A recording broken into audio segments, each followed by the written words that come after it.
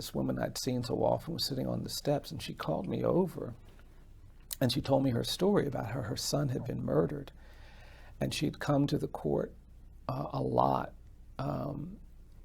to be a part of these proceedings to demand justice. And when these young people were finally convicted of this crime, she didn't feel vindication and justice. She felt just overwhelmed because she saw their mother sitting in the courtroom crying. And she said she just felt compelled to go over to them and put her arm around them. And she said for the last, I don't know how many years, she said for years, I come to the courtroom and I look for people who are just suffering, whose hearts have been broken because they've lost somebody or because they're about to lose somebody who's going off to prisons. And we, you know, and then I just left. And I just scoot up next to them. Yeah, that's right. And my ministry is, yes, that's right. is the leading kind. Exactly.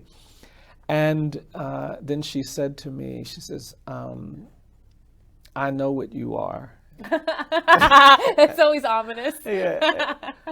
And then she said, you're a stone catcher like I am. And we sat down next to each other and just started talking about, you know, the scripture where Jesus is confronted by those who are ready to condemn the woman who's been caught in adultery. Yeah.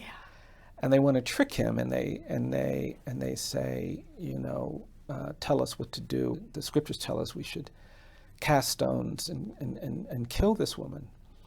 And of course we read that, you know, Jesus makes marks in the ground and then very in a disruptive way says, you know, we'll let whoever of you is without sin cast the first stone.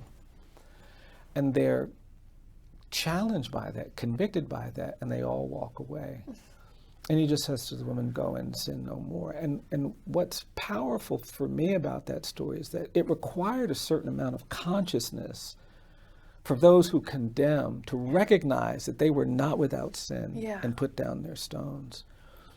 And that we've gotten to a point in our contemporary struggle where we have made our identity and our religiosity and our self-righteousness so much a part of our identity that we don't have that consciousness. Yes. We throw the stones anyway, even though Jesus is still saying, let him who's without sin cast the first stone.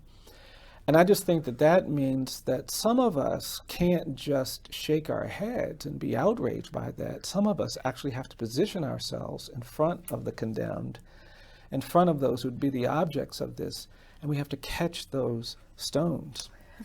And I want to catch the stones that are thrown at my clients. I want to catch the stones that are thrown at children. I want to catch the stones that are thrown at people who are suffering from trauma and addiction and abuse.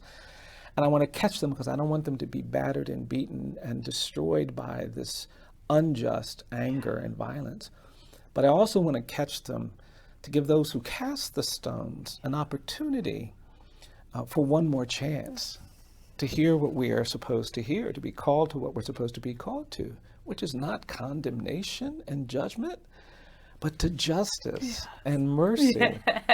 And in that respect, I think you're right. You have to have a kind of consuming love that gets you to see everybody. If your love is the kind that can only flourish when you blind yourself to these people and their needs and these people and their needs, I just don't think it's going to be that kind of love that endures, that lifts and transacts.